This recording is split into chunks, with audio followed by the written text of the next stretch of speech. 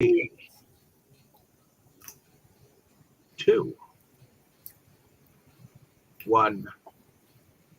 Hello, ladies and gentlemen, and welcome back to another exciting film journey here on Inside Movies Galore. I am one of the hosts, but tonight I'll be handing the reins over to my fiance, as this is one of her choices that made it through. Tammy, I think we're going to dedicate this to your father, as he died a week ago today. So hopefully he's in a better place. But why don't you tell us a little bit about the movie that you chose for this particular action August? It's a 1987 movie called Lethal Weapon with Danny Glover and Mel Gibson.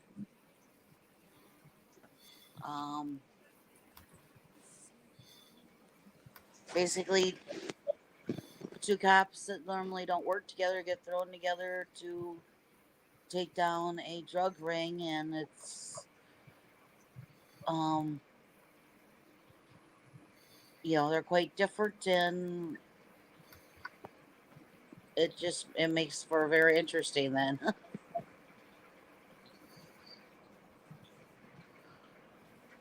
Okay.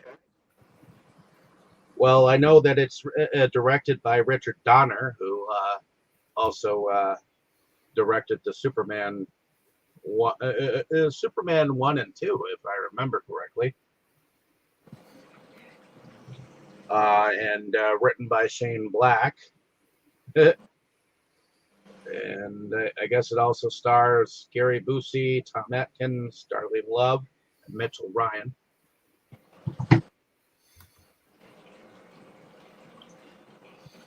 So did you want to bring us into first impressions then?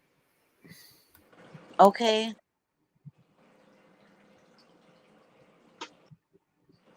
Okay. So, shall I start? Sure, go ahead. Okay. Also, got to mention that this is co-written by Shane Black, who would go on to become a pretty big director in his own right. And Black seems to have an obsession with movies taking place around Christmas, because so many of them do. But and Jeffrey Boehm is his co-writer. Lethal Weapon is one that I've known about since I was a kid. But it's one of those movies I just never got to. I remember going to the movie store and seeing the poster for Loaded Weapon, which was like the spoof of this. And I always remembered that poster and stuck in my mind. And then eventually I was like, oh, it's based on Lethal Weapon. Okay,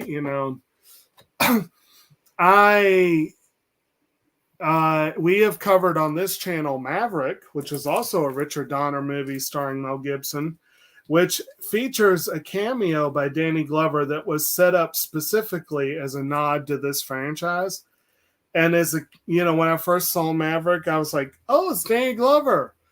But I didn't really get the reference like my parents did, but I didn't. But now it's like, that's fun. I like it. fun little nod to that, this series. But I saw bits and pieces of Lethal Weapon movies over the years. I couldn't even swear to it. I think it was the second one that I saw most of the end of. And maybe it was the third one I saw part of. And just, it took forever till I got to this one. And I can't even remember. Brandon, did you show me this one as part of the movie game? I feel like you might have. I don't know. I know it's an essential, but I don't know whether I would have actually shown it to you. Yeah. I remember I showed you Maverick under those terms, but I can't remember positively when I saw this one the first time. And again, I may have seen bits and pieces. I remember being surprised at how serious it was, because what I'd known and seen of the franchise didn't lead me to believe that it would be. And you guys who know the series better than I do can correct me if I'm wrong, but I feel like each individual installment got a whole lot less serious than the one before. And also, I saw a lot of the TV series that came out recently. I don't know how many of y'all saw that. But I believe as a Sam Claflin, I think that played Riggs, ended up getting fired for bad behavior about 2 seasons in. And it just, yeah, but it was a fun show while it lasted. So like I said, I know of the franchise. I know the franchise, but this may be not more than the third, maybe the second, but it's not more than the third time I've seen the first one all the way through. And again, I'm always surprised at how much more serious it is than the rest of them. Easily going to be the most serious movie we watch in this month. But still an actioner, still lives up to that part of the bargain. I've always rather liked it. Like, for however crazy he may have become, he probably already was halfway there.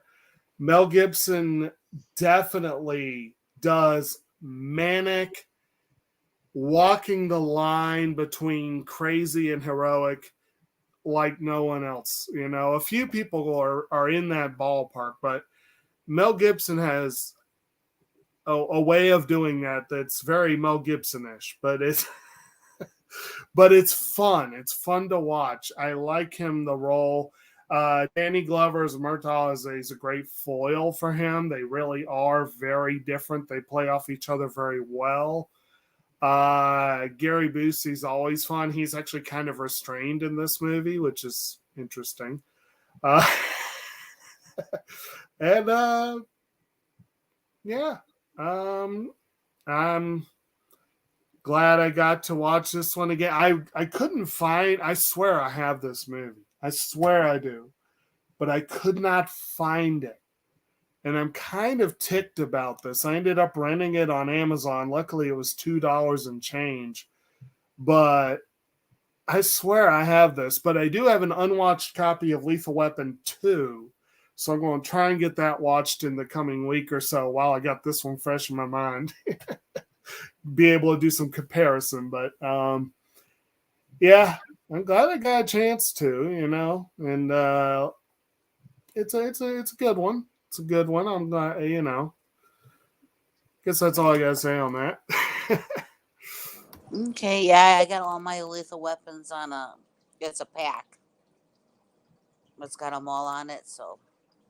See, I feel like I have one of those. I just don't know where it is. Mm-hmm. It's so annoying. Okay, Brandon? Well, yeah, I found out that mine actually the disc was damaged for my Lethal Weapon, but I do have HBO Max, so I was able to do that. And now I'm upgrading to Blu-ray for it. So hey,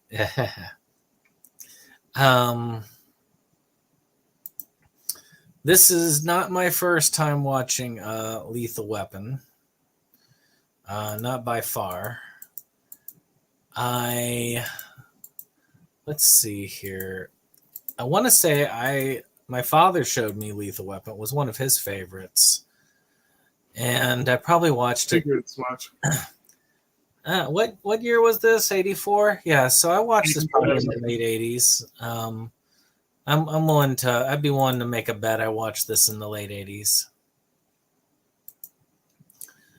And I remember really loving it as a kid because it had a slightly more elevated feel to it than some of the action films I'd seen, but was definitely pretty cool. I liked the buddy cop angle. I remember the second one more than I remember this one. And Loaded Weapon, I remember a lot more than any of them. I mean, that scene where he busts in to him in the bathroom and in Loaded Weapon, it's like, just taking a shit. Which, of course, to play on the scene from the second movie. So one of these days we'll have to do a lampooning month. And maybe that could be one of those. But still, classic movie. A little bit harder for me to watch this time around. I didn't realize how prevalent didn't remember how much suicide was in it. And that's been kind of a iffy subject matter for me lately. But I will say it's still good, still holds up for the most part. Okay. And one of these days we'll have to. I don't think I've ever seen this movie, Loaded Weapon, you guys are talking about, but I might have to figure it out. I know it's on a 4-pack with the Naked Gun trilogy. Mine's on a 4-pack with the last 3 Police Academy movies. Okay. That is also possible too. So, yeah. I guess since I'm speaking now, no, this is not my first time watching this movie, but I haven't watched it I didn't watch it as much as I have in these last 15 years because Tammy really likes the franchise, and I got to know it a bit better with watching it with her at least 2 to 3 times. But I like the comedy that flows between the two throughout the film, but I do very much think that this film shows Mel Gibson in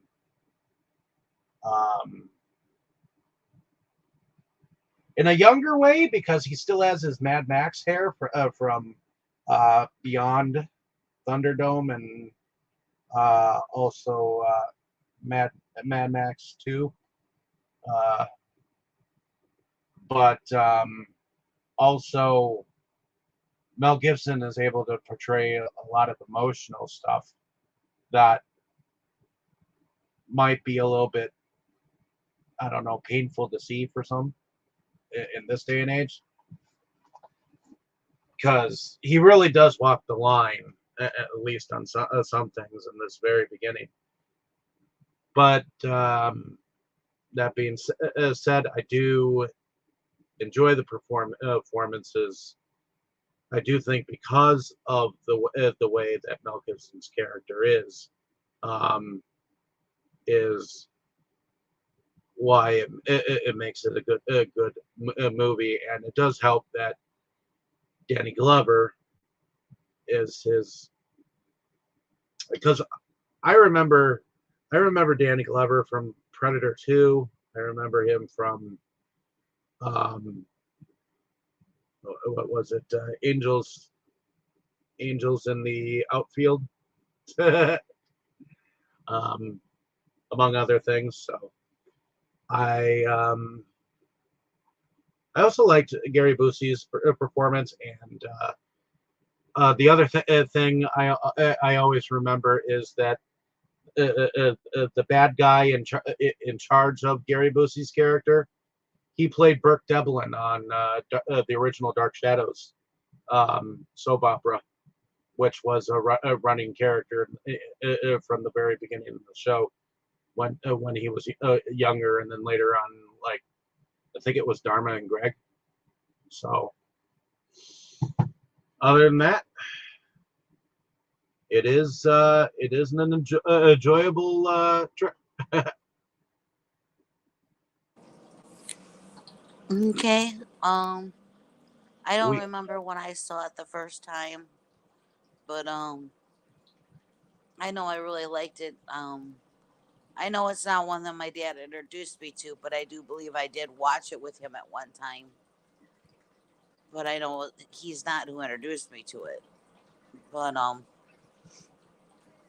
I don't know what it was. I totally got my attention about it because I mean, I really like you mentioned earlier. I do like the whole franchise, and whenever we bring up about um, sequels to movies and stuff, and some movies should never have had sequels and things like that.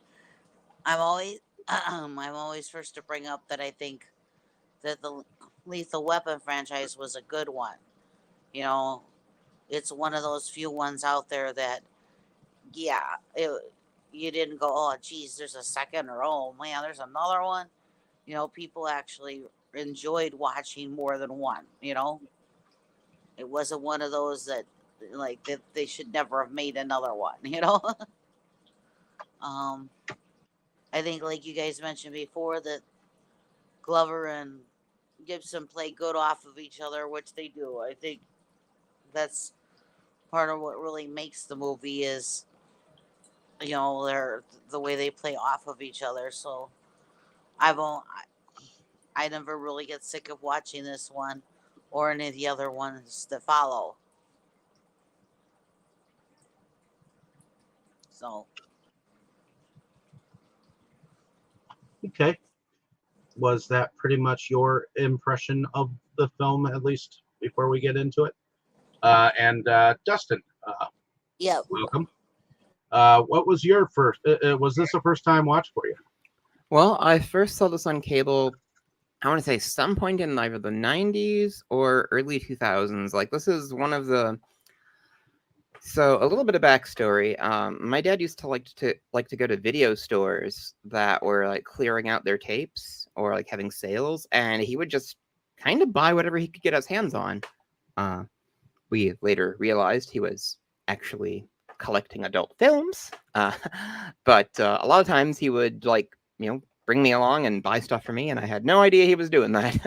So Lethal Weapon was one of the movies that on some VHS tapes there would be trailers for other movies or ads before the movie. It wasn't exactly a common thing back then, at least in my memory. But Lethal Weapon is one of the movies that would be in trailers for the trailer for it would be on other action movies. Like I think my Predator 2 VHS tape had an ad for Lethal Weapon, like before the movie played.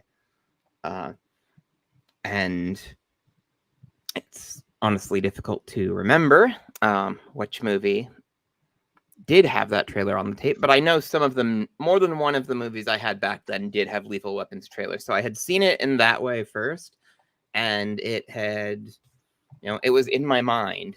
And then eventually when I did see it much later, because this came out the year I was born, actually I think a little bit before me, I want to say this had an August release date or something, and I was born in November of 87. But in terms of my actual first impression of it, I mean, that's what it was. Like, I was just kind of imagining what this movie was like off that trailer. And then when I actually saw it, it was like, wow, that was pretty good. It's kind of a classic. It's a classic of action movies in that it's, there's a lot going on. This has so many moving parts, along with the sub-story of Riggs kind of discovering that life is worth living again.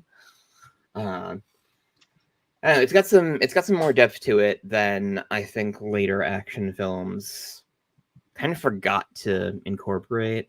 I mean, Lethal Weapon and Die Hard, like a lot of people seem to think they're the same franchise, that they're related or connected in some way, and they were like the big action movies of the time, and I could see how you could maybe get them confused, just because they're both like pretty high quality. But overall, this is a pretty great movie. I mean, it does feel a little slow and after they get captured, but it picks up again pretty quick. So it escalates pretty fast too, which I appreciate. It's like, yeah, we're investigating this. It's like, oh, you're going to ask this guy some questions when you're being shot at. And it just snowballs so quickly.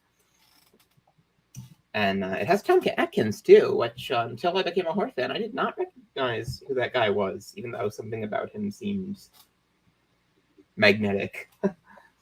So, I think this is Tom Hanks's only really major Hollywood role, where he wasn't like the hero in one of our big horror movies. But overall, I have a pretty positive opinion of this movie. It was great. I think I've played the Lethal Weapon pinball machine, which used to be at this like kind of dingy bowling alley my dad used to hang out at and like take me to.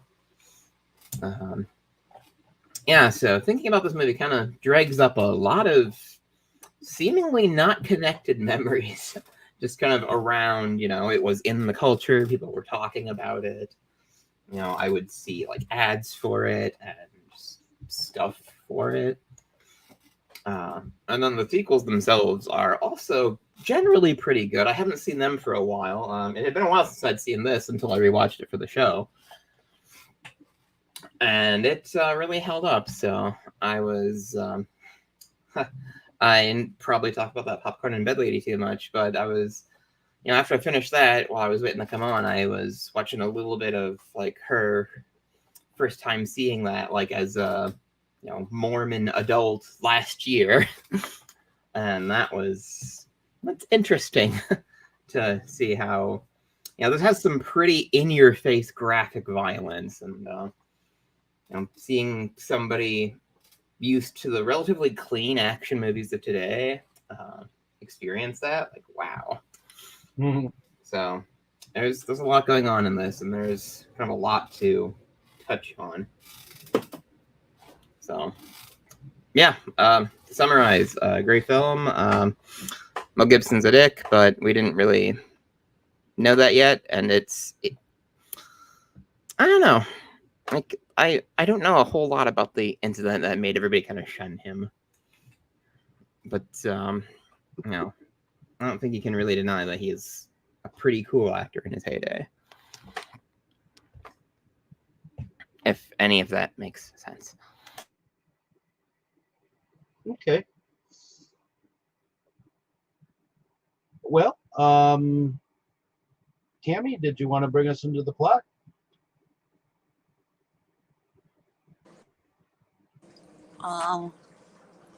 Okay.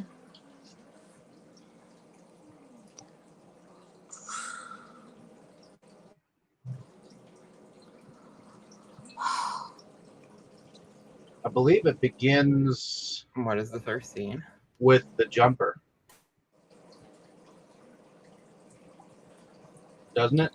The woman who gets up on the ledge. I got in so much trouble. Actually, no, I didn't. My father got in so much trouble for showing me this scene because of one particular thing. He just has that boob out. Like, it's really not that. Movies. Oh, my mother was very strict. She didn't want me witnessing any cursing, any like blood violence. Yeah. My father was very much, oh, nah, he can watch what he wants. This Weren't you like first 17 scene- when this came out? So this What? first scene, we've got I was like 6 when this came out. Oh, well.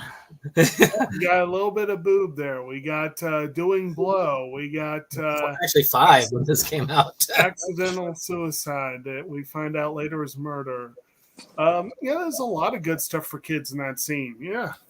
Well, I mean, I always make this joke. When Dad would do those movie buying runs, he would buy stuff that he thought. I would basically just look at covers and be like, "Oh, this looks neat," and he would basically not really look at it too hard. So I remember one trip we got Scamper the Penguin, like the Soviet animated children. Scamper, I love that one. And we also got in that same trip Predator 2 Uncut. And I watched them both by myself that same day. Hey, good Danny Glover movie. I actually consider the second movie to be underrated by many means. Arguably more interesting than the first Predator, I'm just going to say it. Well, this came out in '87, so I was like 15. Mm. So I was only one thing I think is cool about the intro to this is a lot of movies did this at the time where they would have like a large like shot of the city and then they would slowly zoom into the city to like highlight that, you know, there are people here and now we're going to tell like a smaller story, you know, and that would be how they would establish the scene. Well, the setting, I mean. So I thought that was a cool opening to have like this cheerful Christmas song and then you zoom into like this penthouse where somebody, you know, does drugs and like kills themselves. Well, you find out they're going to die anyway, but you know, it's just very grim juxtaposition of tone.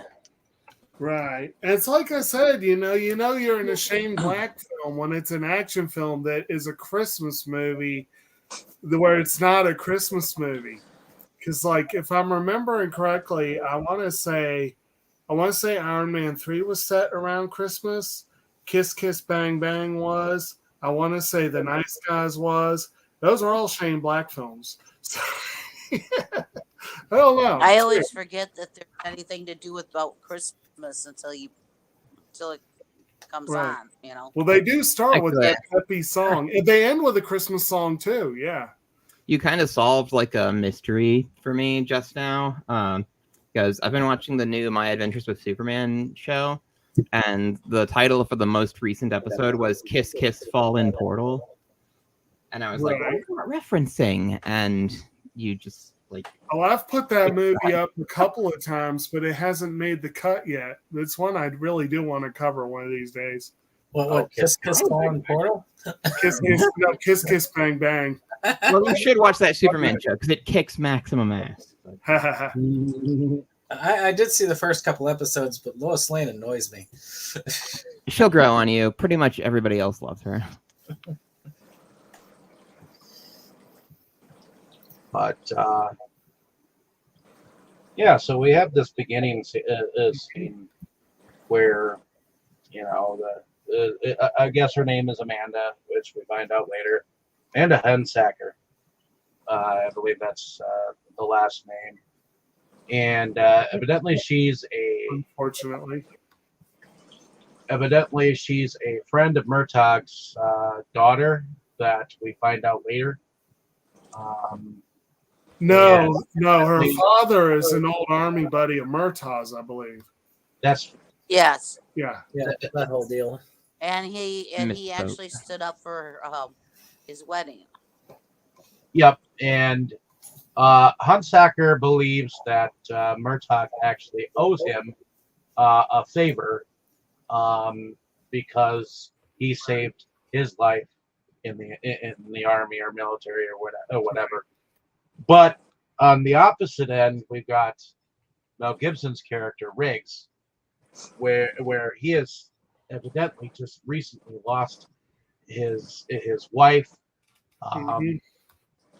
He is an ex-Green Beret, and special forces. You know those Green Berets, they're real badasses. Yeah. Yeah, he was part of a special forces unit within the Green Beret. So that was. What was the way he described it? It was something like he said it was something like 1,500 yards in a high wind. He was able to take someone out, something like that. I can't remember the exact thing, but in other words, he's a sniper with some skill. Yeah. Oh yeah, which they definitely play on when the two get together, which we'll get into in a little bit. But we do have Mel Gibson in the very beginning having to deal with the loss of his wife, which we obviously can see that he's losing it.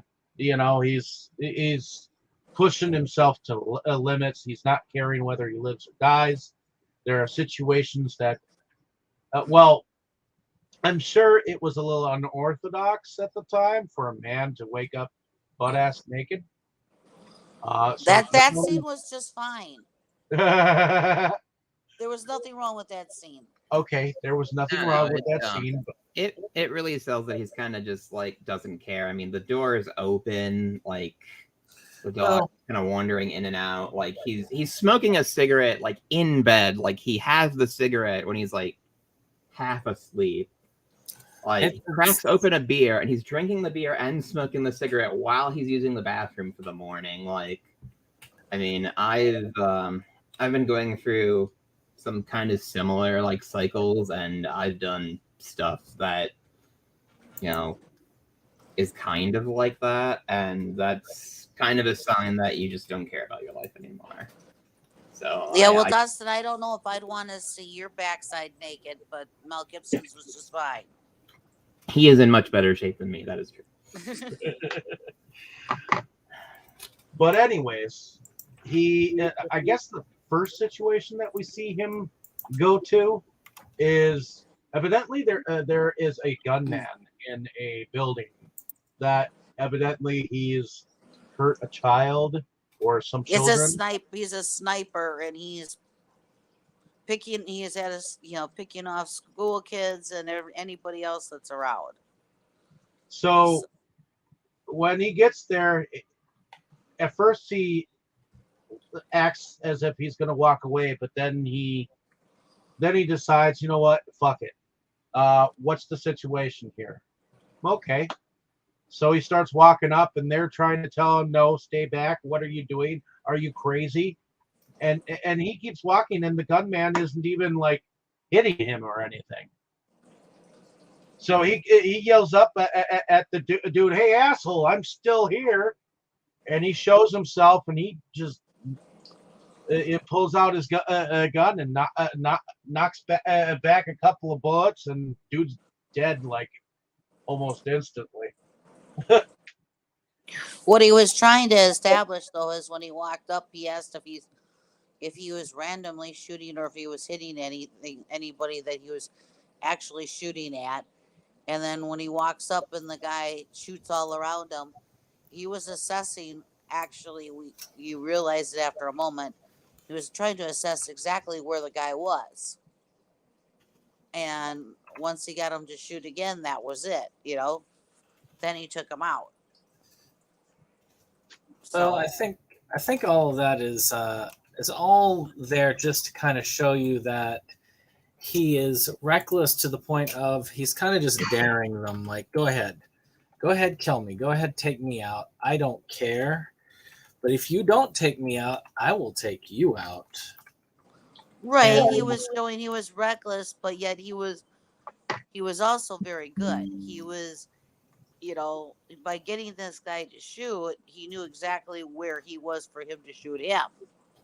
I would say after he busts the Christmas tree druggies, I think what they are, or yeah, there's a drug deal that Riggs is stinging in a Christmas tree lot, and I remember that scene. I have no memory at all of this like sniper thing you guys are talking about. Yeah, it's the first scene that's before that, because it's almost like a montage of scenes before the scene where he shows up like he's just a bum off the street, and Danny Glover sees him with a gun, and he just goes for him, because that's the first.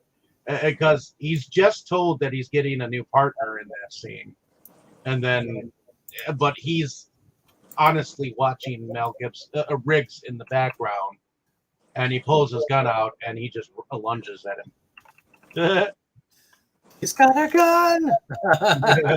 Hey, how did you guys watch this? I watched it on HBO Max. So what? On Amazon. Yeah. Did you have the sniper scene on yours, Brandon? I can't remember whether I did or not. I just remember that this scene existed. I have absolutely no memory at all of the sniper scene, and I watched it on HBO Max, and I wonder if they cut it because I'm doing some research on it now, and it sounds like the sniper scene is a deleted scene. So I'm curious. I wonder if HBO Max edited that out. It's possible. just because of the school shooter kind of thing. So that's interesting. Yeah, I'm looking at Lethal Weapon Sniper Call deleted scene. Yeah, deleted Oh, scene. not a deleted scene on our copy that we have on the 4-film set that Warner Brothers released some years back on DVD. Well, maybe that's probably. Keep in mind, sometimes the streaming ones they will cut content, Exactly. so it's not surprising me. That's very interesting. Why would they cut things that's streaming? Well, for a long time after 9/11, they cut terrorists out of Back to the Future before finally letting them come back in like 15 years later. So they do crap like that all the time on streaming. Oh. Or If you even on wanna watch- broadcast back in the day, too, I mean- like the Back to the Future there. They will If you do pay it to for- protect the public and the children if they Think think of the it's children.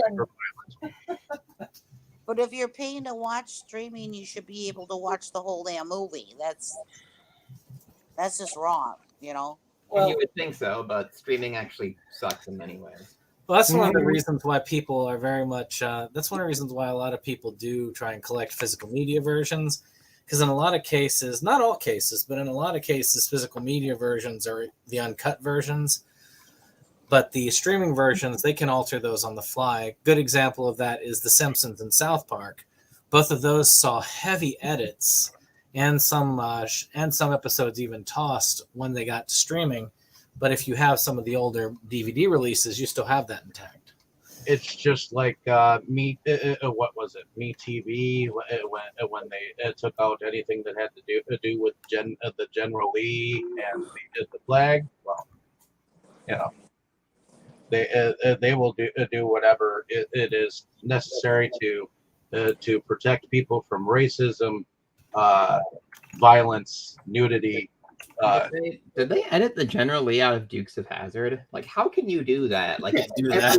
scene, like, That'd be almost They impossible. scrapped every single episode so that they could you would have to try to mask the car because of just like blur out the car. Like, I'm not even sure my head what around they this. did. The car is kind of I important.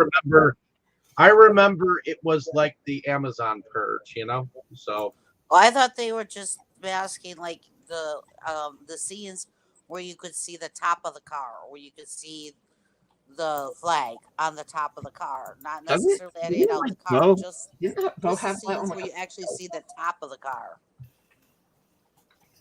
Well, I wouldn't really know. I haven't watched it belt since I buckle? was. I'm just imagining them having it like his belt buckle like blurred in every scene and just it being like distracting. Like, I'm sorry, I just wanted to make that joke.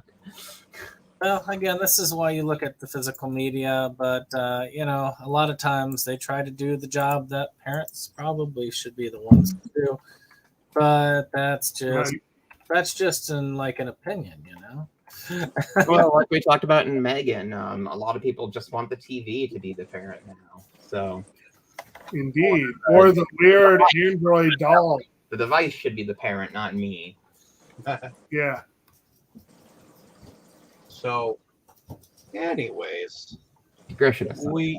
we have those couple of scenes leading up to the general meeting of Danny Glover.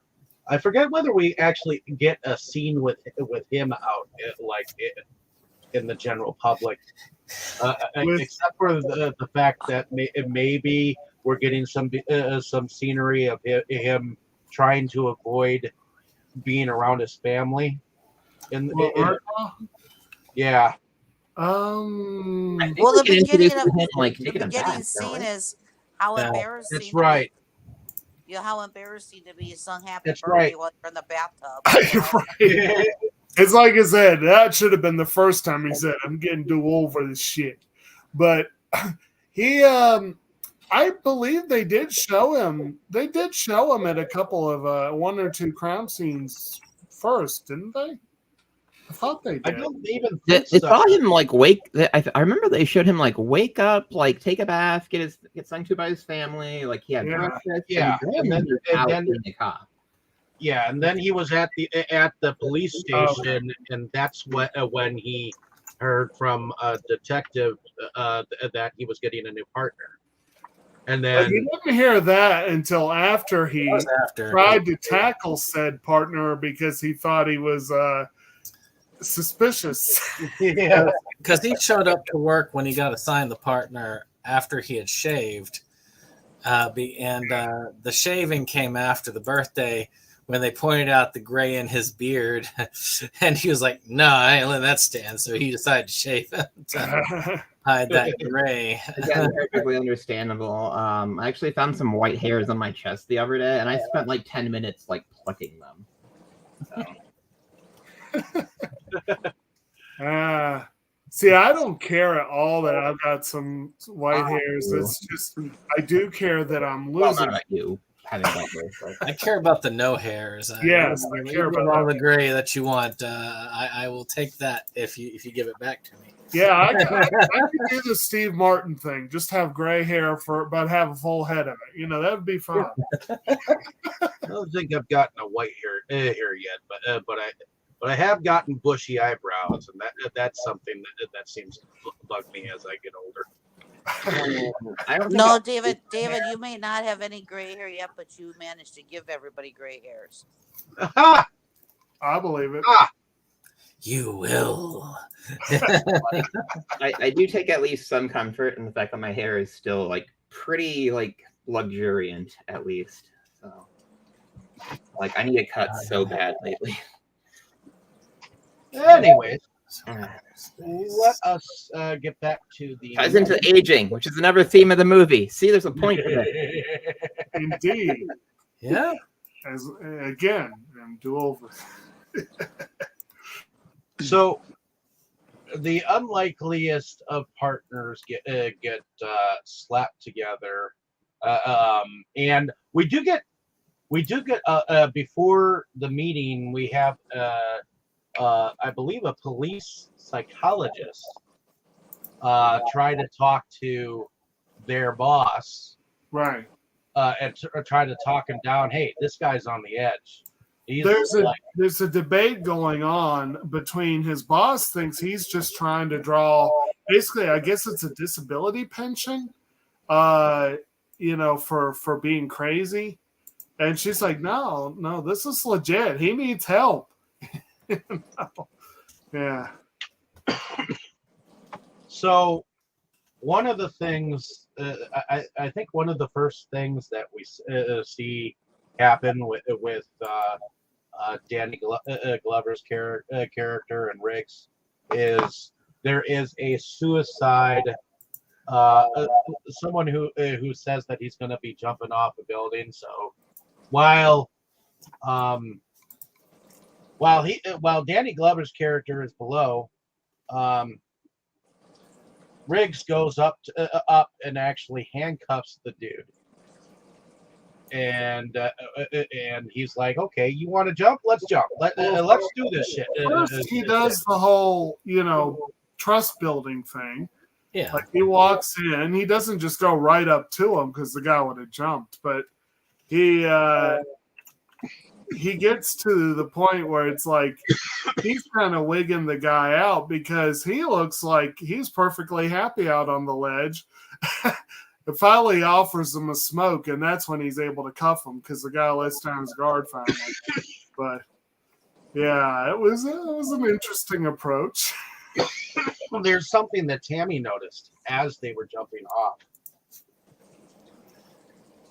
Yeah, when they're handcuffed together, if you take a moment to look at the scene, the handcuffs come undone, but yet the handcuffs are on them when they get off the thing.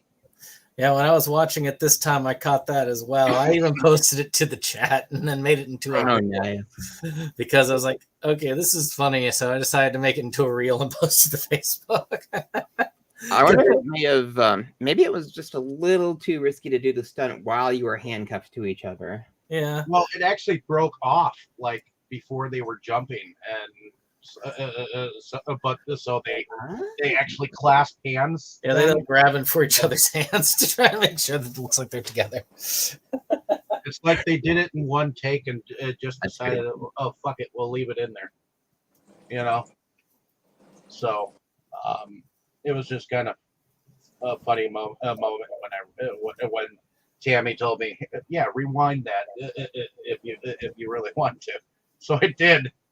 And I was like, "Oh yeah, okay." But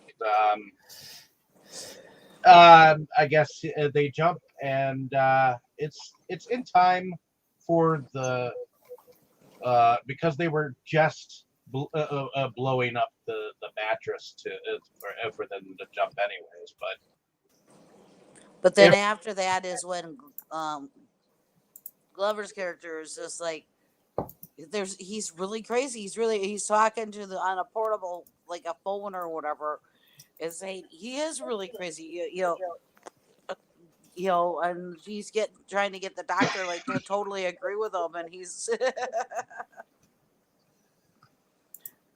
So speaking of the jumping scene, it's probably worth mentioning. You guys may have seen at the end, the film was dedicated to Dara Robinson, who apparently was a highly esteemed stuntman who basically the scene at the beginning was done under his direction.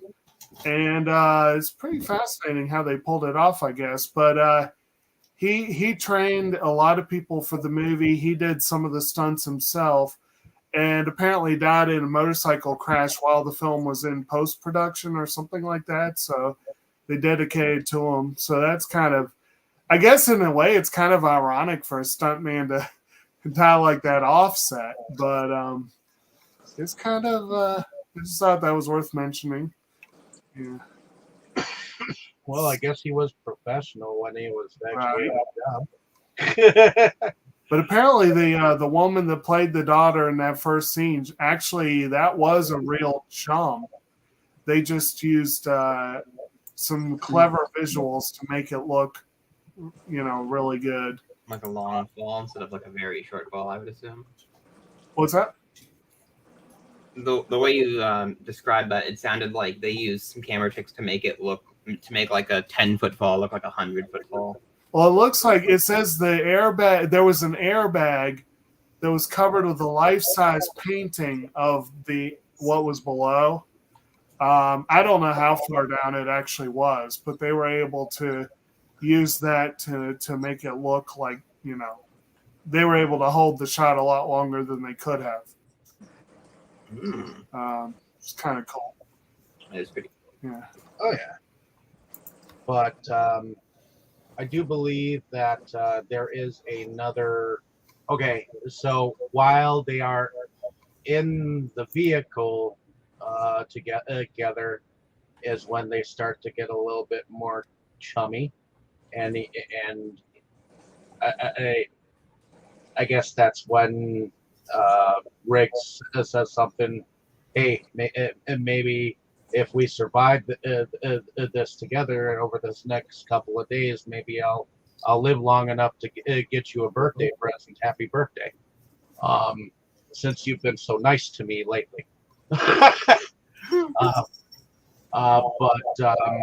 I guess they eventually go to a house in the Hollywood Hills, and he tells them, "Hey, I want to take the lead." And there's a police procedure that we got to go through in order to do this. Now, what do they do? They get ushered in by a good-looking chick, and they see another couple of hot-looking girls, and all of a sudden they get shot at, and they shoot back, hit the guy in the leg, and they go to arrest him, and he pulls a gun, and Riggs ends up lunging with him into the swimming pool nearby, and the dude actually dies from drowning. And when Glover and Riggs get back up to the top, he's like, "Is there anyone you meet that actually doesn't die.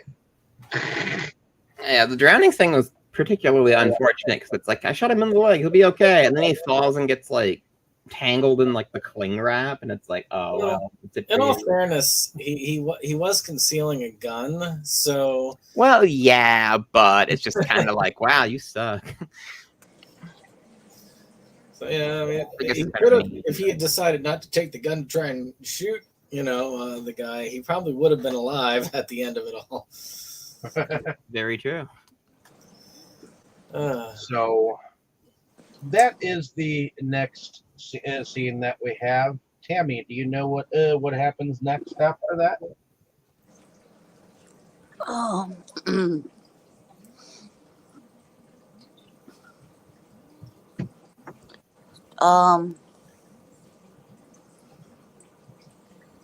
They go and see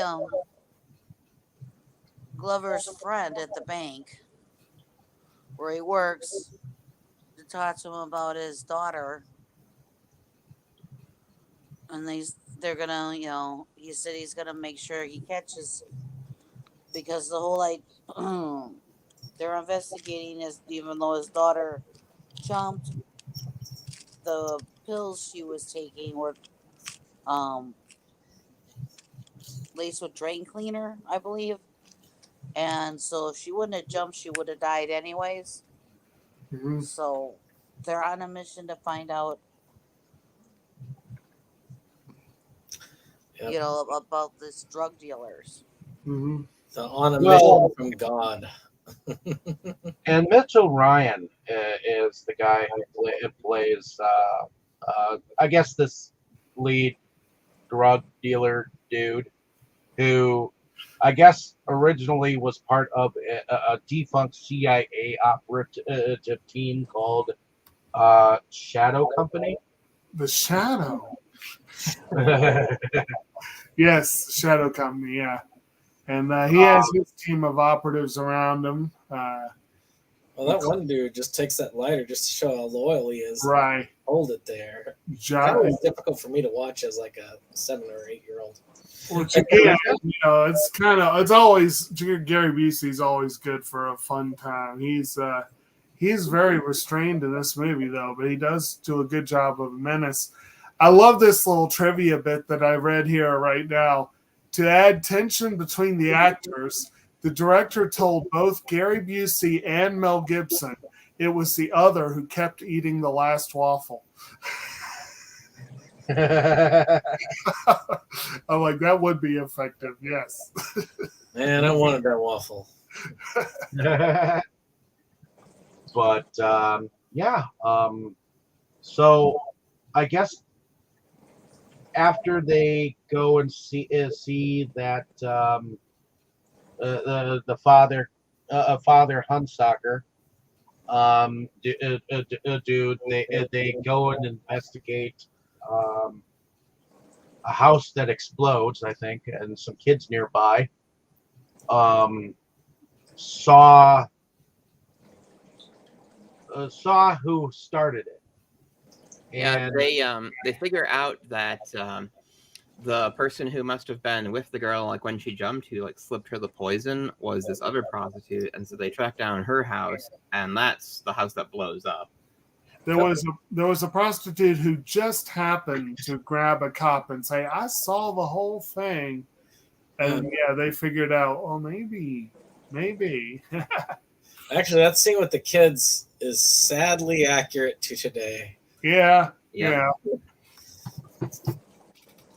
is it true that black people are really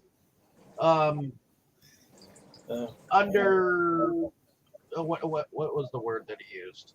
Well, he said basically, is it true? Well, I'm not going to say it because that could get us like banned some places, but let's just say it's definitely there.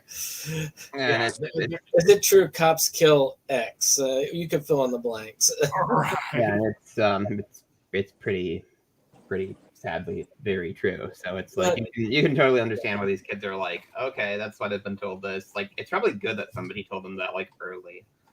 Which is why Danny Glover's character was like, okay, anyone here like ice cream? Yeah. if it's not you. And I was just like, but the kid that's going to tell him the stuff, that's horrible. Doesn't he get his ice cream? That was my thought when I watched it. No, I thought it was a good show of like awareness of that, like how Danny Glover's character made sure like the kids talked to like the black cops so they'd be more at ease. Oh, yeah. Yeah. That showed some awareness that I don't think a lot of media necessarily had back at that time. Oh, yeah. I mean, Right. those particular thoughts and things were not limited to present time. It had been going on for.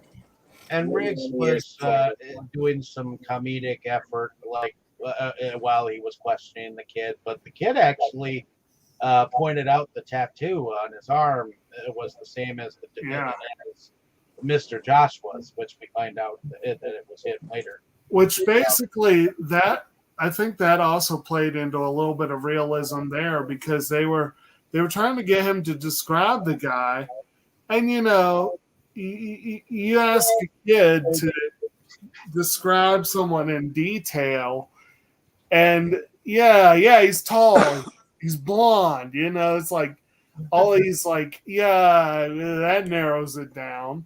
But then when he happened to see the tattoo, he's like, oh yeah, I saw that, and that narrowed it down quite a bit, I do like how one of the fellow kids is the one that rats him out each time. Right. What are kids for? Or what are friends for, right? Especially when you're a kid. Don't tell him your name. Don't tell him your name, Albert.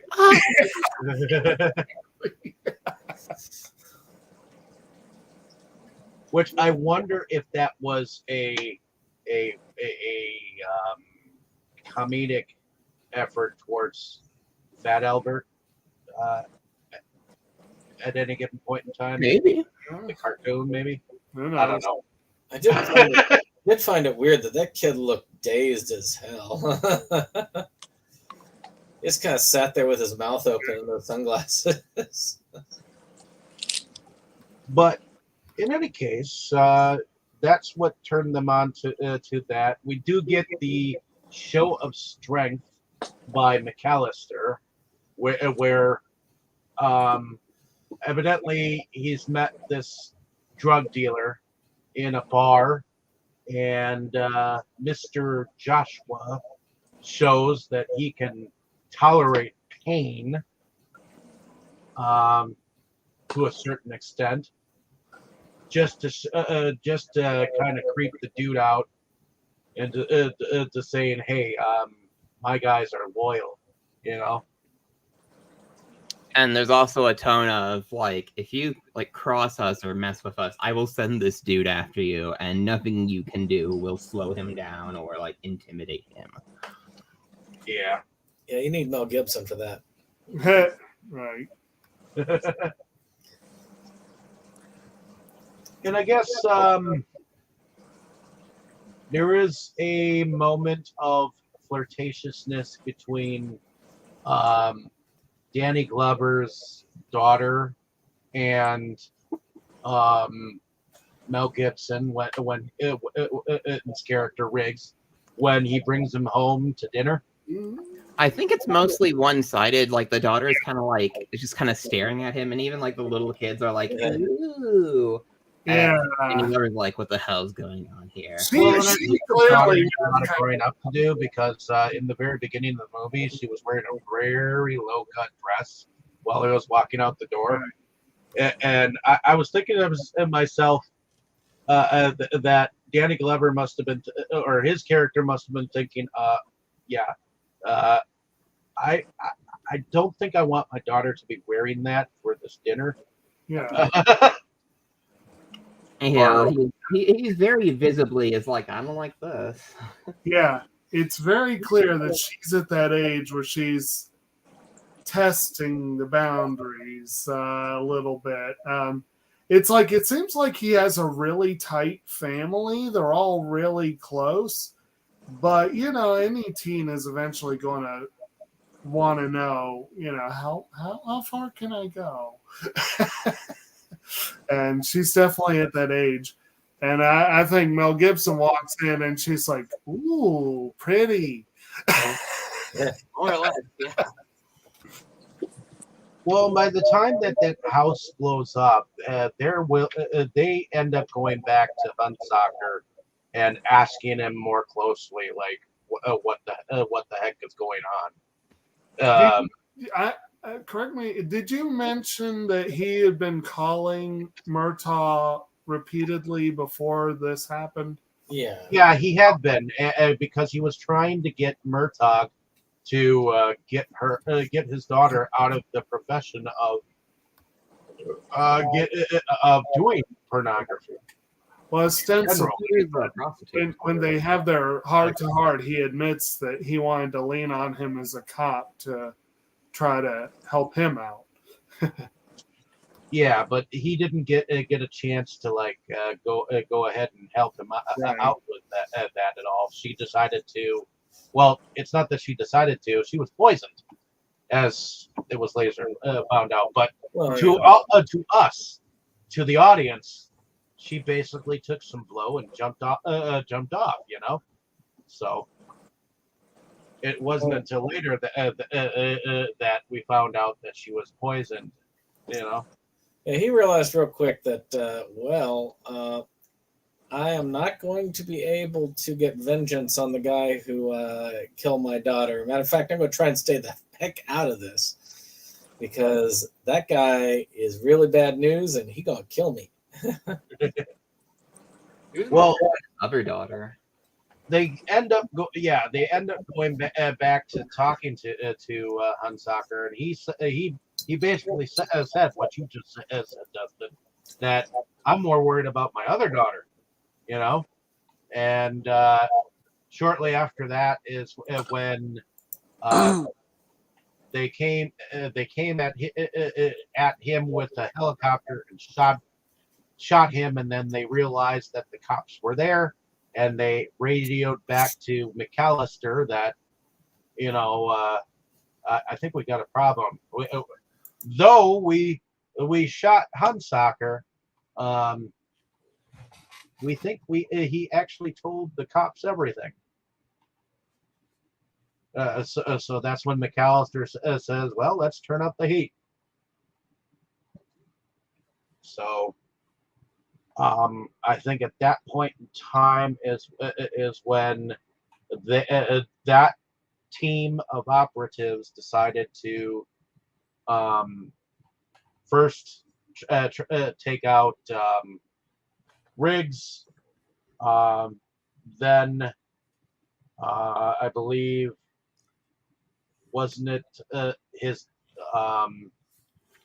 They do kind of a 1-2 punch kind of thing with this. Like, I'm not sure if that's this exact scene. Well, while the bank guy Hofstetter, who is played by Tom Atkins, that's our Tom Atkins character, is explaining all this. They seem to know it's like, oh, he's spilling his guts, and they literally like assassinate him with a sniper rifle from a helicopter, which they fly like 20 feet away from the window. So it's got to be the most like dramatic assassination I've seen in a movie for quite a while. well, and I think when they say, let's turn up the heat, and then they go really hard after Riggs and Murtaugh, they pretty much just like do a drive-by shooting on Riggs, like in the street, and they think they get him too. And then while they are kind of reeling from that, they get the call. It's like, hey, somebody's been found near your house. And the description is like the daughter is like boyfriend that she was talking about seeing. And so they had kidnapped his daughter. So it goes pretty far, pretty quick. Like the escalation is intense. Yeah, but Riggs basically knows that they think that he's dead, so he thinks that they have the upper hand, at least a little bit, so that they can act like he's dead, you know.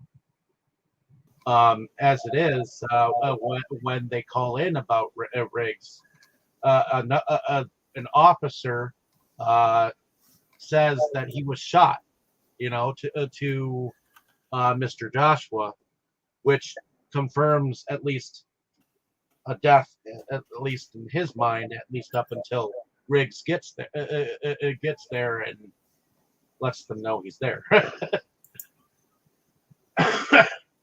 But we do have a moment where them two are at home, at Murtaugh's home, and Trish Murtaugh is like, "What the fuck's going on?" She's like all worried, and that's when they get a call from Mr. Joshua saying that, "Okay, your daughter's been taken.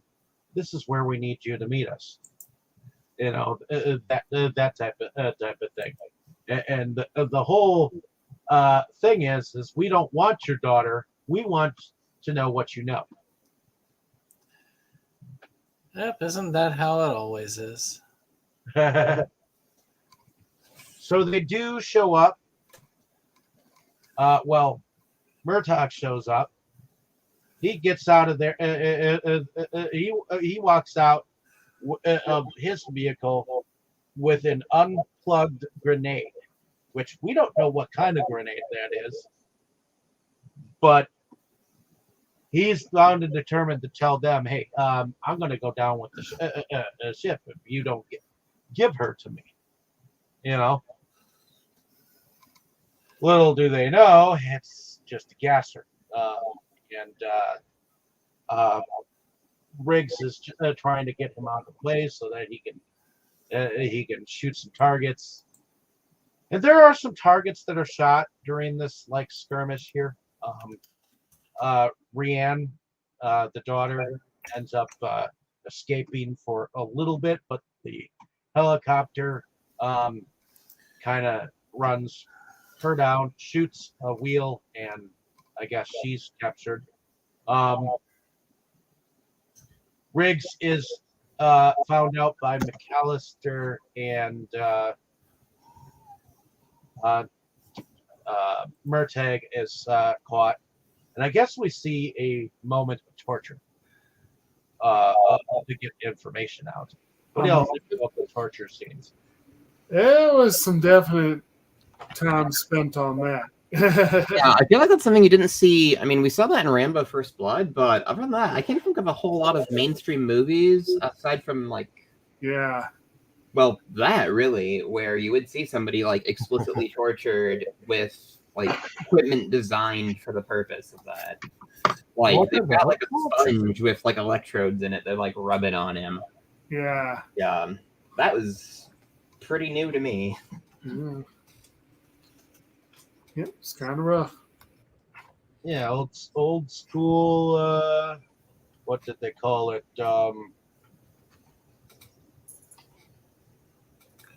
But yeah. So we had that alleyway scene where you got Mr. Joshua and his henchmen torturing him, and then you got McAllister and a bunch of other thugs that are. Well, actually, you get a scene where Murtaugh has actually had his torture. Like his lips are bloodied. It looks like he's already had a beating, and he's just not saying a darn thing. So they decide to bring Rianne in, and I'm glad that they actually didn't like show anything with her. But well, if Riggs hadn't shown up, you get the feeling that's what they're about to try on him. Yes. Yeah. Because they stripped her down to like her undergarment. So and there was a lot of like really like nasty intonations in like the letters they kept sending. It's like, you have a very beautiful daughter. And it's like, oh no.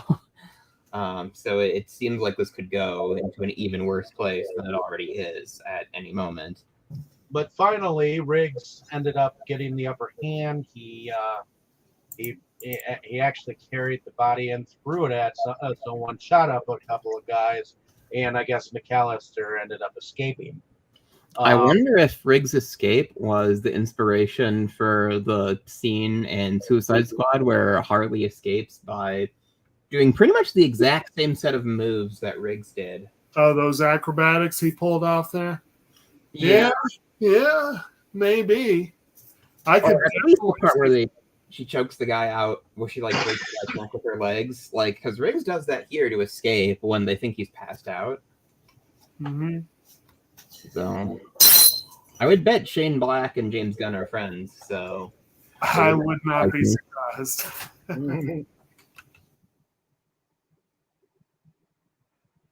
What did you think of the torture scene or any of these scenes, Tammy? We haven't heard from you in a while. I know I kind of took over the reins. Well, yeah, it's like Dustin said. It's too. I think you don't, or you guys said that there wasn't really many torture movies with torture scenes out there like this one did, but you knew Riggs was gonna get away though. You just knew it. You were gonna keep him. So. Alrighty. So we do have a car chase after McAllister, and also a car chase after Mr. Joshua, because both of them are kind of on the run at this moment. And I believe eventually McAllister's car gets hit by a bus eventually, and then it really it wasn't in a chase with him. Like he was like, I guess he had his secret getaway or whatever, and Murtaugh managed to catch him as he was leaving, and basically I can't remember exactly. I think he just shot the driver. But yeah, they basically ran right into a bus. Yeah. Yeah, and his car underturned, and you kept seeing him try to like get to some grenades that were in there, but that car was too far gone. You could tell it was going to blow up in a couple of seconds. Yeah. As cars do when they're hit like that. But I do believe that Mr. Joshua. Especially cars don't necessarily blow up like that, but I liked that they showed that there were many grenades in the car, yes, which like I said, when they're full of like a small fire spreading towards them. So it's like that's where it was going to blow up from, not from movie logic. Car goes boom. Hey, they blow up like that in Last Action Hero. True. I have weirdly never seen that. Wow. Well, it's a good movie. It's fun, but we'll have to talk about it one of these times if we can get it voted in. But yeah, so I think at this point in time is when Riggs tells Murtaugh that Mr. Joshua got away, and he's about to take him to the hospital, but he like turns around. He's like, this asshole knows where I live, you know. So they end up showing up at, his home property, which I do believe that's when Riggs says, "Okay, let's dance," So I do like the fact that they do have a fight out in the rain. I do like fights in rain for some reason. It's a nice little rough and tussle, and honestly, it's kind of like a duel. Oh, I mean, my favorite fight in the rain is still in the movie Cyborg. That one, in my opinion, is the best fight in the rain scene. Oh, Van Damme? Yep. I am not a huge Van Damme fan, but you talk about movies of night in the rain scenes, like where they're fighting. That is just one of those amazing ones. Okay. But yes, this one was good, but not that good. No, and I guess in the end, Murtaugh was telling him to break his neck, and he's like, it's not worth it. So they get up, and I guess dude tries to grab a gun, and they both like take their guns and bang away, you know. So, everybody here, they don't learn. You know, you grab your gun like that, afterwards you just end up dying in this. but I guess we get an ending scene where they actually have a Christmas dinner with a turkey, which I'm not sure about you, but in my family we have Christmas ham, not turkey. Oh, we had turkey as a kid. Can go But I guess it depends on whose family does what. See, Thanksgiving was turkey, Christmas was ham. So Mine was Thanksgiving was turkey and Christmas was prime rib. oh, well, I guess everybody does it differently. So That's the whole of it. I think it's just I think we all have a variation. It's supposed to just be a big meal one way or the other. So I always wanted a Christmas ham though. I always got to see things, but nobody ever served Christmas ham for me. No, I think ham is disgusting. I just I'm going to leave it at that. It was always just dry turkey for us. So So speaking of Murtaugh's wife's cooking, I think one of my favorite moments in this, they were talking about the one of their theories, and Murtaugh's like, "That's pretty thin," and Martin's like, "That's very thin," and Murtaugh's like, "Well, what the hell? Thin's my middle name," and Riggs is like, "Your wife's cooking. I'm not surprised." Did we cover the final battle with Gary Busey? Yeah, I believe so. yep, fight in the rain. Yeah. what did you think about it? After they first plowed that car right into his house. I feel like that was not necessary. Yeah, it was. It's an action movie. They had to destroy shit. I suppose that's kind of like, I mean, I guess if you want to like take him by surprise where he can't get the drop on you, okay, fine. But at the same time, like smashing my own house in, I would not think of that first. Let's put it that way. And then like the cops just like let Mel Gibson like bare knuckle box this dude. It's Yeah. like 30 cops there, like the guy can't possibly get away, but they're gonna let Riggs like subdue him in hand-to-hand combat. Like that was kind of wild, but it was a really cool scene anyway. Well, you know how cops take care of their own. Hey Riggs, I didn't hear no bell.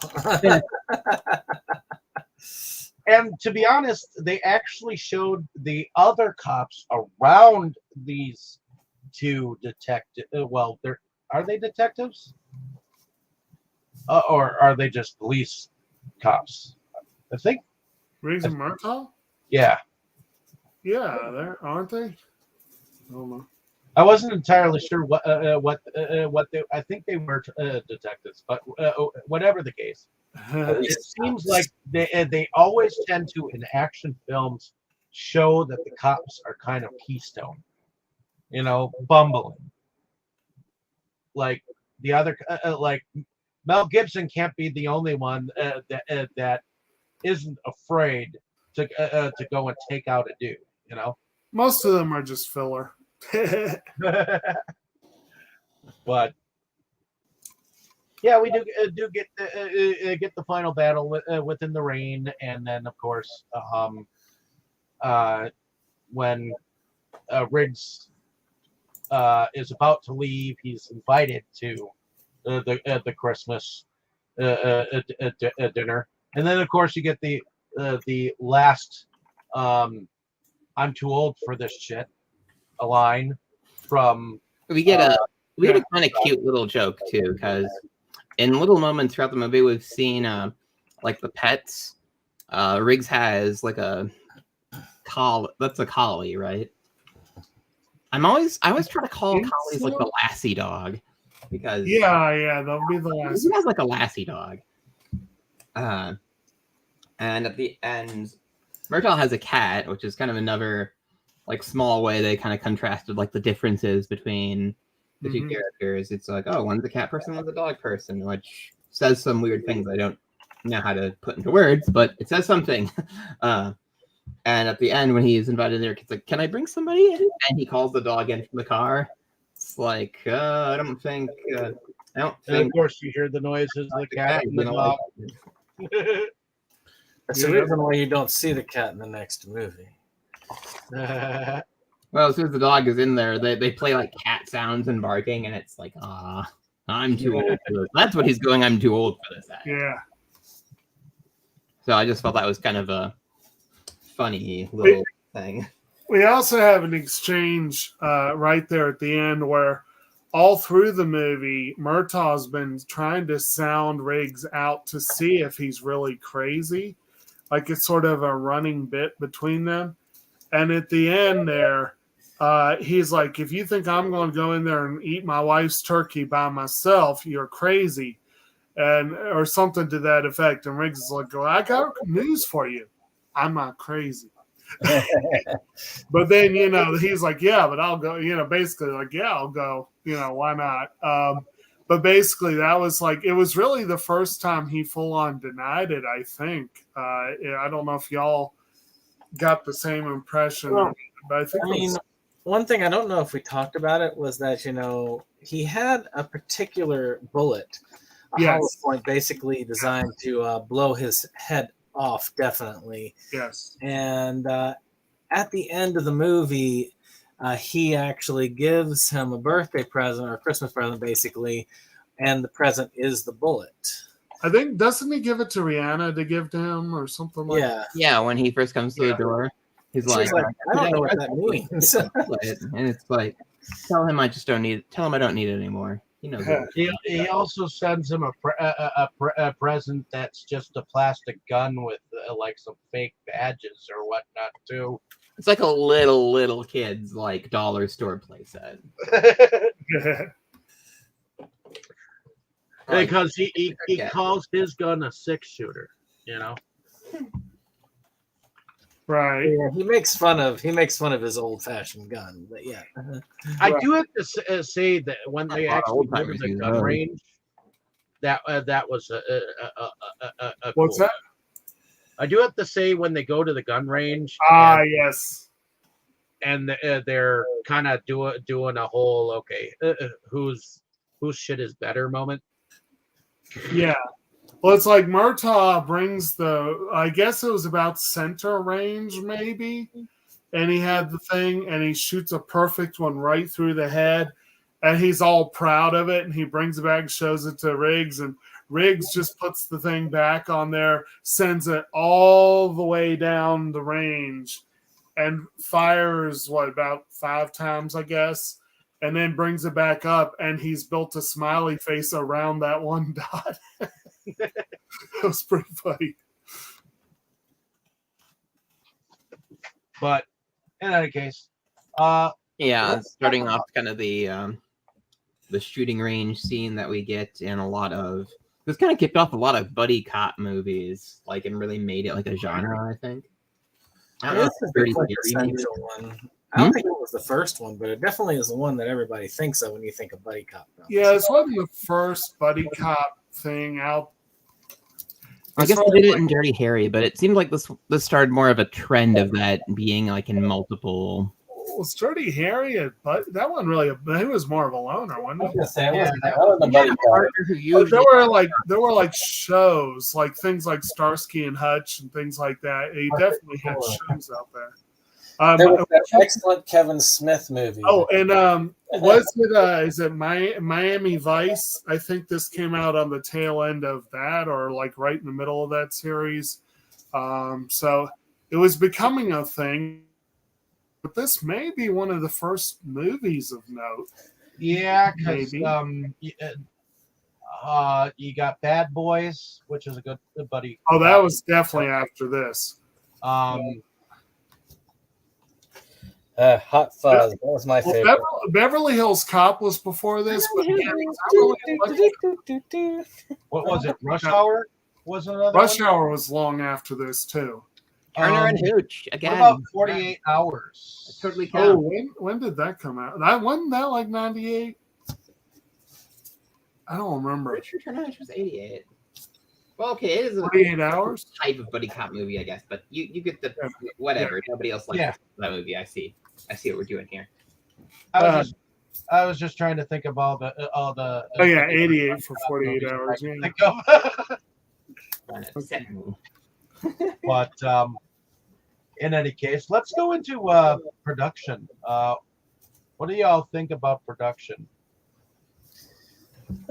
It was good. Pretty good. I mean, it's there aren't. Good job. Until you mentioned that blooper with the handcuffs, I was gonna say everything in this movie plays like great. Like it's completely believable. Like the stunts and explosions. Like I mentioned earlier, the thing with the grenades in the car when it explodes. Like I liked that because a lot of times like a car just would not like explode with a titanic fireball the way we see in a lot of movies. But they took, a brief moment for it to make more sense, and I appreciated that. Indeed. Overall production pretty solid. I mean, like I said, they did a lot with the stunt work. It definitely, the overall look of it was, maybe slightly above par for the late 80s, I would guess. Okay. What about you, Brandon? What did you think about production? I mean, it was good for what it was. I mean, it hit along the. Actually, I think I considered a little bit above board for some of the movies at the time. I mean, they did try to go above with the helicopters and all that. But then again, you had other films that were action at the time. Rambo, because Rambo was early 80s, wasn't it? I almost wonder if Rambo was like very late 70s, because isn't First Blood like either 80 or 81? Yeah. First Blood was something like 79 or 80. Yeah, so I mean, there were action films that went more 82, over the top than this, but it definitely went over the top in a fun way that worked well. So nothing wrong with that. Okay. What about you, Tammy? What did you think about the production of this particular movie? I thought it was pretty decent. It was pretty much, on track about things, and I think like the biggest thing for production wise probably was the helicopter scene, but other than that, I don't think anything was like really like over the top, So it's just cops, kind of like a cops and robbers type of thing, I do wish that there had been more blood in certain scenes. I mean, when he shot the dude out from the Christmas tree thing, there was a little bit of blood there, but not as much as I would think. Like if you're shooting up a whole entire gang, It was pretty clean of. Yeah. I think it was about the appropriate level of bloody for realistic violence, because a lot of times when somebody gets shot, they just get a hole in them. It's not like a huge giant squib, Well, and we already had the threat of Riggs's suicidal moments too, so that was already controversial to begin with. That pushed things right there, I would say.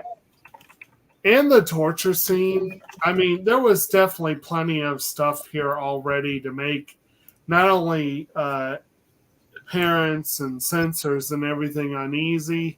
I don't think they needed to push the envelope further with a whole bunch of blood. Probably would not have worked. There was even a scene where he was alone with Murtaugh, and he was that close to closing the trigger on a fully loaded chamber of bullets. It wasn't that he was playing Russian roulette, but that in that moment he was like, "You're fucking crazy, aren't you?"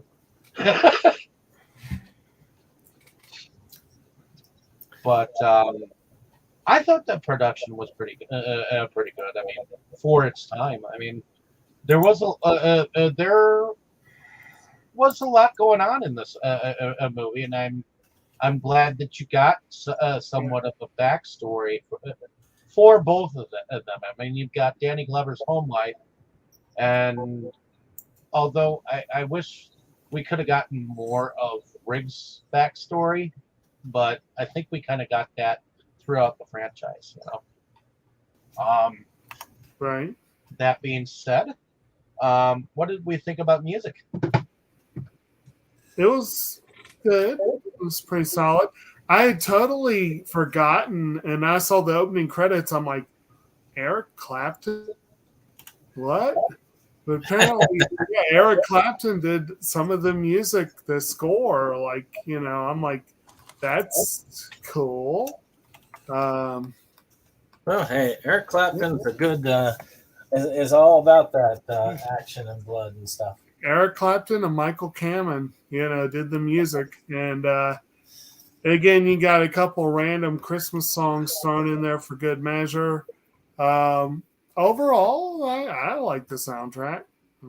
Well, yeah, I mean, they got Jingle Bell Rock, so performed by Bobby Helms, I'll Be Home for Christmas, by Elvis Presley, Happy Birthday to You, Silent Night, The First Noel, Double Deck the Hall, Deck the Halls Jingle Bells, Bugs Bunny theme, This Is It, and Bad to the Bone.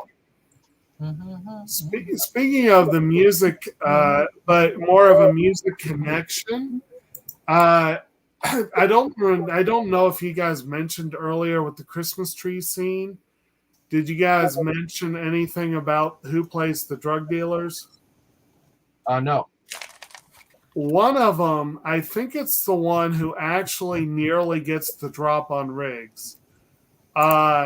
It was played by a guy whose stage name was Blackie Dammit. But apparently, Blackie Dammit, actual name, John Kiedis, he is the father of the frontman for the Chili Peppers, Anthony Kiedis. And I just like, oh, that's kind of fun. I didn't know that. Okay. But, yeah. A little bit of Uncle John's bathroom reader for you. Yeah. But in any case, let's go into favorite scenes and our favorite characters. Let's start with you, Dustin. If you could take a favorite scene and a favorite character from this movie, what would you do? I bet everybody's going to end up saying this, but I think I would go with Riggs because there are two main characters, but I think we spend more time with Riggs and get to know more about Riggs. He has more like action hero moments in this. And the depth that they give him with when he's talking about like the things he's experienced or what he was capable of in the war, and it just makes him an interesting character to me. And also like the really like hard acting moments we get with him too, like where he's like crying on the couch like after stopping himself from shooting himself. Like he tries a couple different positions to make sure like it. He doesn't miss or mess it up. It's like, and you really like feel his pain. I think that's my favorite scene, that at least in terms of it sticks out in my memory as like my takeaway from Lethal Weapon. So that's the answer I'd give for that. Okay. What about you, Tammy? If you could take a favorite scene or a favorite character from this movie, what would it be? I think Riggs would definitely be my favorite. My favorite scene.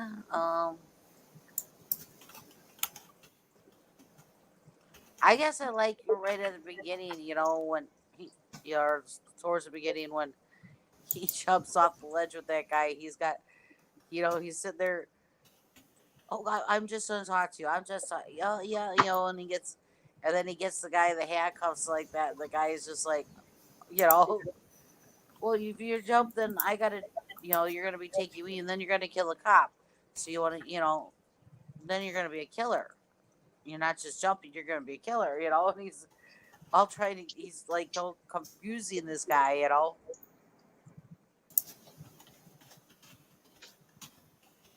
So Yeah, I think any jumper scene that I see in a show or anything like that, I think of, I always think back to this scene too. Like, is the person gonna walk up, put the handcuffs on, and act like they're gonna jump with them? No, I have to make an no. honorable mention of seeing Mel Gibson naked. That was a good scene too. I can tell you in real life, it is nothing like that. And any police officer that did what Riggs did in that would probably be all over the newspapers in a very bad way. Yeah.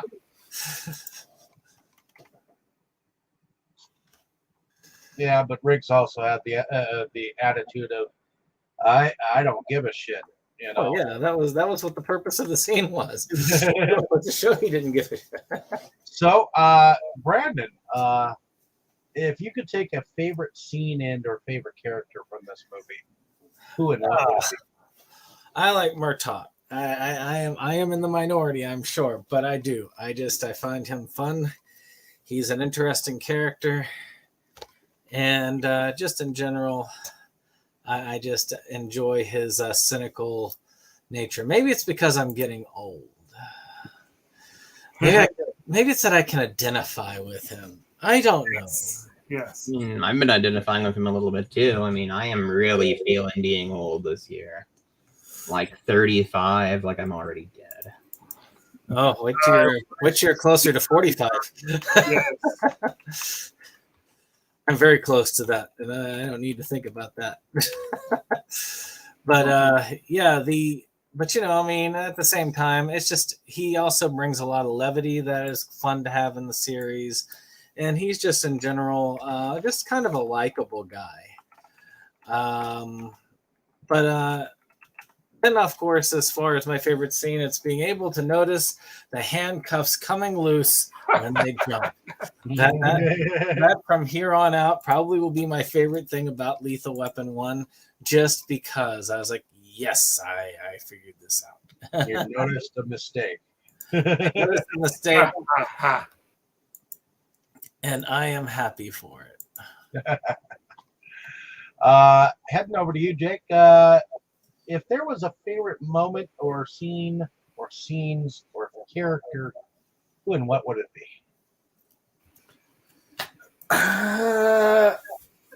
I'm tempted to say Riggs, and he definitely is the most memorable individual in this one. I do always get a laugh from Gary Busey, but he didn't really compete with Riggs that fully in this one. But I'm going to kind of cheat a little bit because this is a buddy cop film. And one could say that the team of Riggs and Murtaugh is a character unto itself. And I really like them as a duo. I think they really do complement each other well. So I would almost say that that's even more... I would say that even more than any one individual in the movie. But if we're picking one, I'll go with Riggs. And just because I relate with it so much, every time Murtaugh says, I'm too old for this shit, those are the moments in this franchise and in Maverick that I love.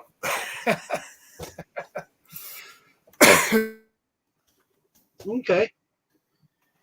I'm torn in between Danny Glover's attitudes and Riggs.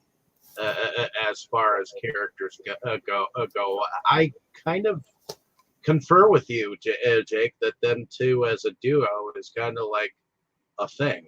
So I'm very much Team Murtaugh and Riggs. So I think I would have to say an equal amounts liked between the both of them. But I do prefer this first film than the other films, because this is the only film that I think I remember him having the long hair and looking all wild and looking all emotional too. And this is before all of Mel Gibson's outbursts in public. Oh yeah, that was a long ways before we got to that. Yeah, this is way before he was excommunicated from the Hollywood elite. So, yeah, I only mention it because it's kind of, whenever you're talking about Mel Gibson, I feel like that's kind of important to be like, I feel it's important to acknowledge it, just in case there's any chance of us getting in trouble. It's like, oh, do you support the things he said because you didn't mention it? And it's like, no. But, just trying to keep us safe. I don't really know whether I would say he's moved beyond it at this point. Well, I know that he's come out and publicly said that he actually has, what is it, schizophrenia? What? Well, I know that he's gotten help for his issue. Yeah. But then again, how many Hollywood people have said they've gotten help for something when that has not been the case? But Mel Gibson is oddball, but I think that the South Park movie best. I mean, I think that South Park episode that he was in best exemplified how he was as he got to the what was it, Passion of the Christ phase. But this is a long time before then, so we can enjoy him a little bit more at this point. I do think that it's one of the in like mid 2000s, like one of the dudes from Korn was like, "I'm a Christian singer now," and it's like, what? Like, get help. I do like a lot of Rick's beginning scenes, but I do like the shooting range scene, I think, the most in here. It is kind of a good scene. But I think that's pretty much it, ladies and gentlemen. Actually, real quick, I typed in, what did Mel Gibson do, just out of curiosity? And apparently there is a Lethal Weapon 5 coming supposedly this year to HBO Max. That'll be interesting. Did they get? I heard about it actually. Come to think of it, did they get? Were they able to get Danny Glover back? Is he alive? I don't know. I hate that. I think it's like, is he still alive? And Danny Glover is in the cast. He's listed. Oh. This will be the only film in the Lethal Weapon series not directed by Richard Donner, who passed away during pre-production when he was 91 in 2021. Oh, that'd be hard for him. Well, I forgot he was that old. Yeah, old time. There's only an article. I see there's only 3 people listed, and Mel Gibson is supposedly the director. Yeah, I see an article here from Screen Rant.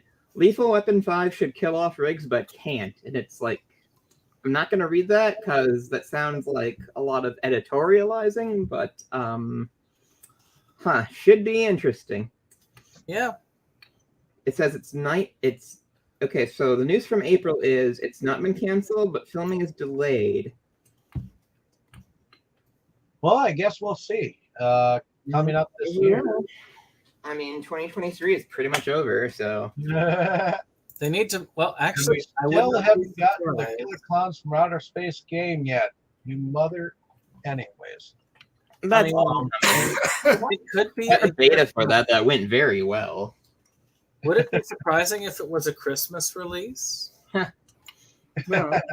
That would be kind of cool if they went back to that, because this is technically a Christmas movie. Like, it happens around that time, and They've got Shane Black listed as a writer. yeah. Yeah. Now the question is, will they be able to drag Joe Pesci out of retirement? Right? Fun. Probably not. I really do think that his last role is a great swan song for him. I'd hate him to Right. Yeah, he's probably done. Righty. Well, hopefully you ladies and gentlemen out there who have listened to our discussion have enjoyed our discussion. And we'll definitely be back next week with I believe it's one of my choices, but I can let Brandon say it. So let us go into our outros. So that we can tell you, ladies and gentlemen, about a little bit about who we are. So, Dustin, why don't you tell us a little bit about yourself and what you do? Well, I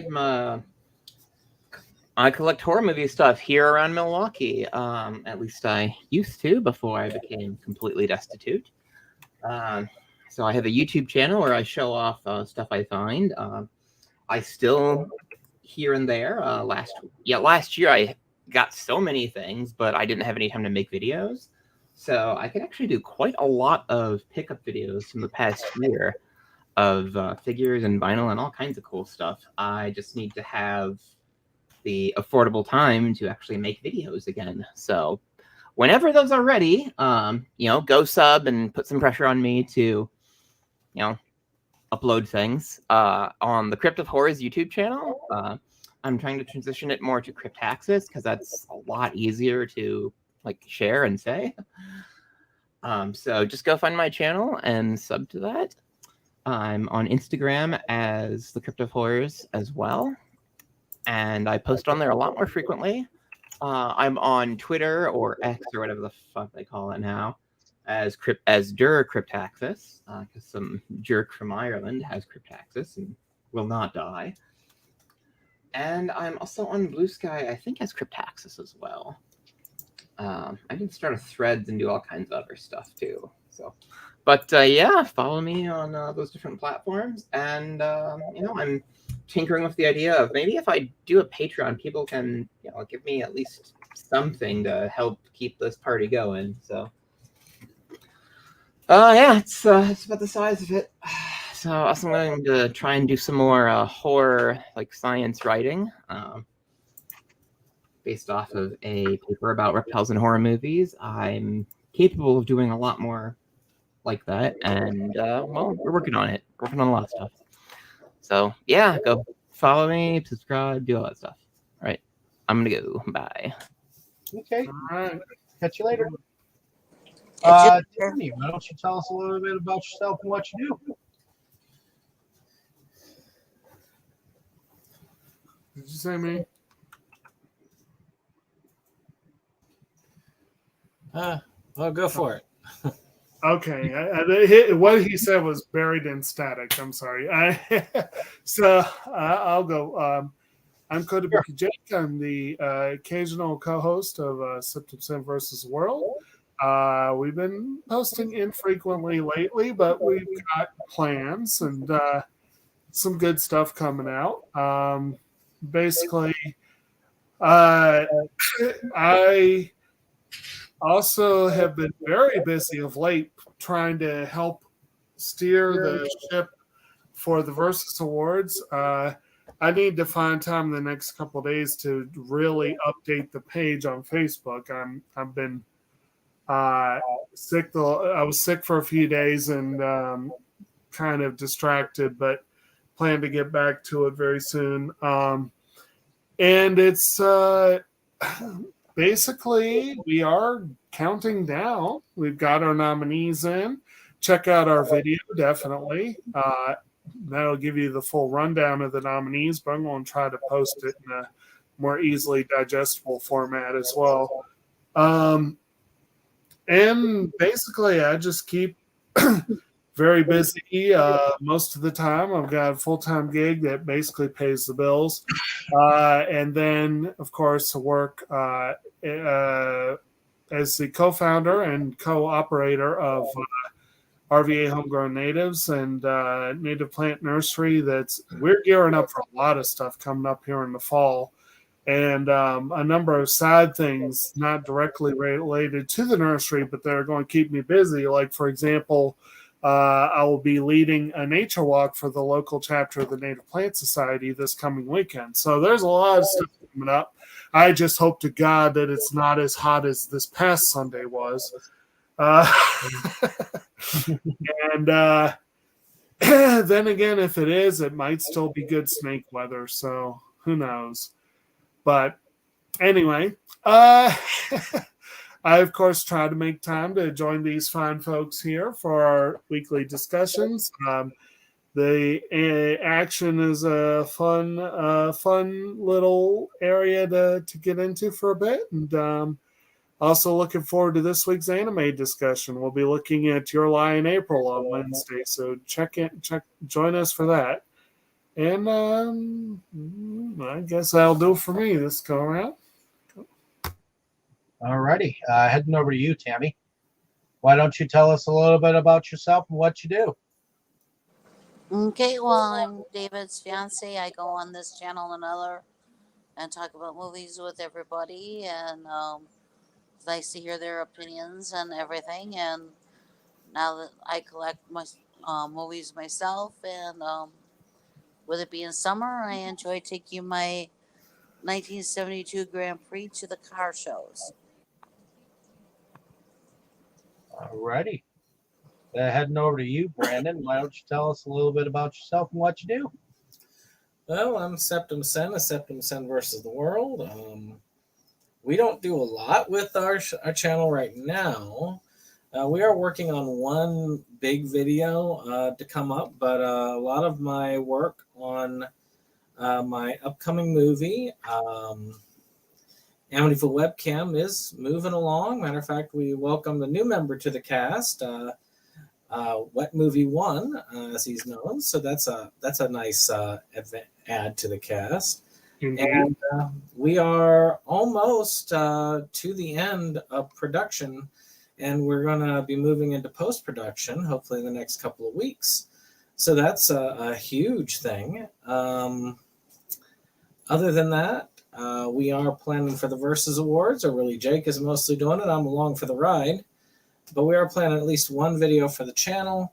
But after the Versus Awards this year, I am planning on reviving us and starting something new. Not what we have been filming on. We're going to continue that. But we are going to be doing a weekly show. So that's going to be fun. So you can look forward to that. It's going to be a little bit of everything. We're going to try and make it into just a regular show format and see what sticks and see if this is something more fun for everybody. So take a look in October, because we're going to be back. But and actually, come to think of it, I'm also part of Schlockaholics, which also should be returning in September or October. So we're going to have a lot of cool stuff coming back. We're going to come back strong as we discuss what was it? The people who made Snow Shark. I cannot think of the name of the people who did it, but we're going to cover the collection. Matrosia. Okay. And it was a very it was a very fun thing. I'm looking forward to rewatching it and discussing it again with them. So hopefully that will happen in the future. We'll keep you updated with that. And then, of course, finally, I'm here every week. And Action Week, Dave is taking us to a very nice, slow, romantic comedy starring somebody that everybody loves as a romantic lead, the lovely Jason Statham, which I believe is the film Crank. Yeah, such a beautiful name. Oh yes. Oh, it's definitely an art piece. That's for Oh sure. yes. And the quote unquote romance on display. But I do like Very much think on that display. because we started out the month with Dead Leaves, I'm sure this will go right hand in hand with that film. Actually, I think that one and Dead Leaves probably would have gone good back to back. Actually, yes. I would say we did a good alternating thing here because Dead Leaves is like balls to the wall action and insanity. And then Lethal Weapon pulls the throttle back and still a full-on action movie, but it's more plot-driven and not just like pure adrenaline. And then Crank literally is pure adrenaline. And then with Baby Driver, we're going to pull it back a little bit and do another action one with a little bit of plot mixed in. So, so it works. I like it. So my name is David Streggy. I'm one of the founding fathers of Inside Movies Galore. So thank you for coming along with us on this fantabulous action journey that we've been taking here. I think we've delved into a few of the action films that are out there. How many action-themed months have we had in our career here on Inside Movies Galore? Have we had really that much? We haven't had that many, in my There opinion. may have been one or two. I can't remember. I We know definitely had action films. Yeah, I don't we've think had we extra have. films, but Glad that we're.